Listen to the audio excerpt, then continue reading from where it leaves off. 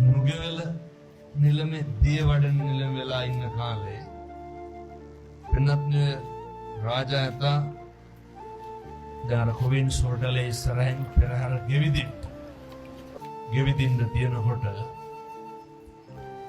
මේ උස්සපු කකුල දෙමින් තියන්න නැතුව බලාගෙන ඉන්නවා. ඇද්ගොව 10ක් 15ක් විතර ඇවිල්ලා දැන් ඇතා මෙල්ල කරන්ට බැලුවා. ඇතා කකුල බිමින් තියන්නේ.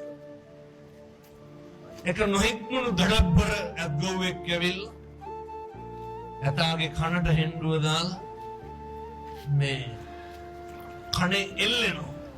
කන ඉරාගෙන වැක්කිරෙනවා.